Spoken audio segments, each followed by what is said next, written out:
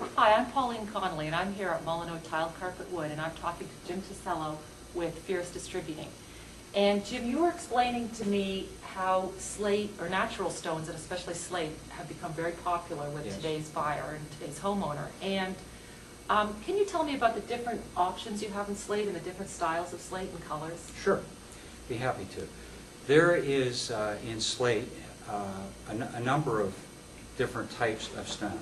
They're all quarried, they're taken out of the ground, and they're graded.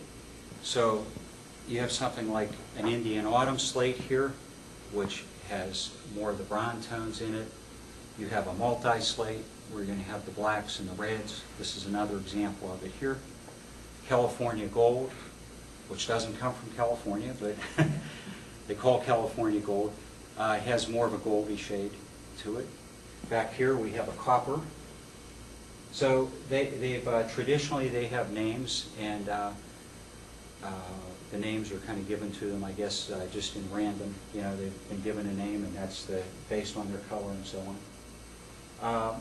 One of the beauties of the slate is that it can be changed and machined. So everything, since it's quarried and it's natural stone, the sky's the limit on what they do with it. They can change the surface texture. Here you have a natural slate that's cleft on the surface. Sometimes they'll polish the surface of the slate so it becomes smooth, has a little bit of a luster to it. Okay, when you said cleft on the surface, do you mean that it has a lot of variation on the surface? Yes, a lot of variation. So it has the natural ups and downs and texture of a natural stone. Okay. But they could also smooth that surface out and make it perfectly flat and smooth. Oh, really? Okay. Yes, they could do that. The example we have here, they've actually what they call tumbled the pieces. If you look at the edge of the piece, it's very rounded and smooth, a soft edge. They've actually put these into a tumbler and tumbled them and softened the edges on them.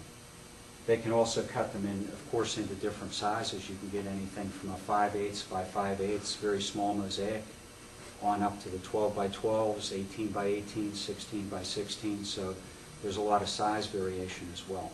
Okay, so depending on where you would use it, like whether it's an entryway or backsplash or around a fireplace, you might choose a different type of surface. Absolutely. Because on the back of a fireplace, maybe you want something that's got a lot of variation, but something that you're going to have to clean a lot, like maybe at the back of a backsplash you might want a little smoother. Would that be the case? Yes, you could, typically on a backsplash, the smaller sizes are used. Okay. So this is a good example. In fact, it happens to be a 12-inch by 18-inch size, and the distance on a cabinet between your counter and your cabinet above it is about 18 inches. Right. So this is a good illustration of what a backsplash could look like.